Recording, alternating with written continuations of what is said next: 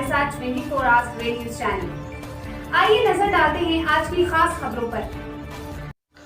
भारतीय किसान यूनियन जिला चरखी दादरी इकाई द्वारा जिला महासचिव धर्मचंद तिवाला के नेतृत्व में चरखी दादरी के रोहतक फवारा चौक पर एकत्रित होकर किसानों की विभिन्न मांगों को लेकर रोष प्रदर्शन किया गया। भाकियू जिला संरक्षण रणबीर फौजी ने कहा कि जिला चरखी दादरी के अंतर्गत आने वाले सभी गांव की कपास की फसल बिल्कुल चौपट हो गई थी, जिसकी गिरदावरी चरखी दादरी के तहसीलदार द्वारा ग्राउंड पर बगैर जाए अपने कार्यालय पर ही तैयार कार्रवाई की गई है और जिसको अभी तक सार्वजनिक भी नहीं किया गया है।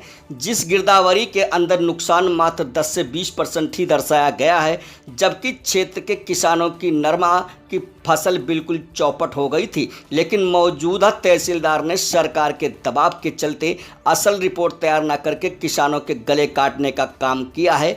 भाकियू जिला अध्यक्ष जगवीर घसोला ने कहा कि मौजूदा सरकार द्वारा लागू किए गए 3 अध्यादेशों के कारण आने वाले समय में किसानों को बहुत बड़ा नुकसान होने वाला है। हरियाणा और पंजाब के किसानों की स्थिति यूपी और बिहार के मजदूरों से भी बदतर हो जाएगी, क्योंकि वहां के किसान अपनी फसलों को कौड़ियों के भाव बेचने पर मजबूर हैं और उनकी लागत तक पूरी नहीं हो पाती। मोदी सरकार ने विदेशियों, हुक्मरानों और उद्योगपतियों के दबाव के चलते किसानों को कुचलने के लिए जो कानून पारित किए हैं, जिनके कारण किसानों के ऊपर बहुत बड़ा कुठाराघात किया गया है। हरियाणा प्रदेश के अंदर महम के विधायक बलराज कुंडू जिस प्रकार के संवेदनशीलता से किसानों के बीच किसानों की आवाज़ बनकर कार्य कर रहे हैं, इसी देश भावना के कारण बीजेपी सरकार ने महम के विधायक बलराज कुंडू के खिलाफ गुरुग्राम में एक झूठा मुकदमा दर्ज करवाया गया है। अगर जल्द ही मुकदमा वापस नहीं लिया गया तो किसान इस मामले को लेकर एक बड़ा आंदोलन करेंगे।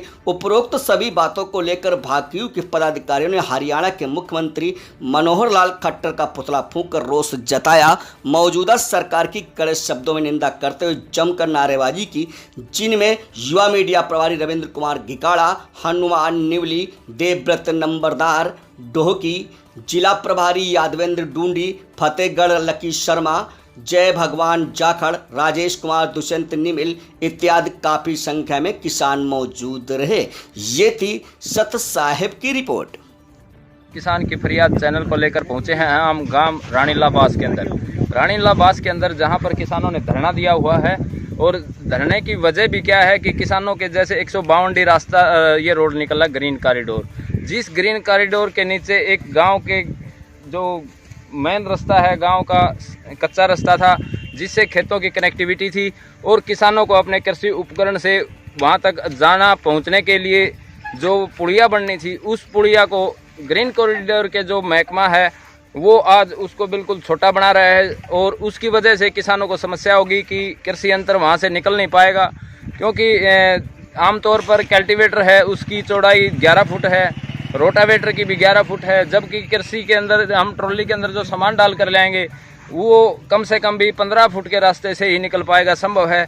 अब इनकी मांगे हैं कि इसको 3x3 के बजाय 3x4 का बनाया जाए, 4x4 का बनाया जाए, और उसके लिए ये अपना प्रयास कर रहे हैं, बैठे हैं।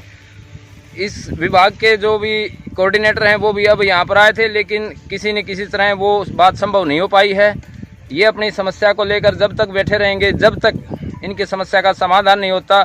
कृषि के लिए ट्रैक्टर का वहाँ खेत तक आज हमने जो पुतला फूंका है ये मुख्यमंत्री खट्टर का फूंका है, और जो चरखी दादरी के अंदर कपास की फसल खराब हुई उसकी गिरदावरी तहसीलदार ने घर बैठ के अपने ऑफिस के अंदर ही कर ली, जिसमें मात्र 10-20% नुकसान दिखाया गया है। तो हम उसकी कड़े शब्दों में निंदा करते हैं और दोबारा गिरदावरी की मांग करते हैं। इसके साथ साथ जो मौजूदा सरकार द्वारा 3 अध्यादेश लाए गए हैं उनको वापसी के लिए हमने खट्टर का पुतला फूंका है, और जब तक ये तीनों अध्यादेश वापस नहीं ले जाते तब तक किसानों का संघर्ष जारी रहेगा। और जो ये 3 काले कानून हैं, हम किसान किसी भी सूरत में इसको बर्दाश्त नहीं करने वाले।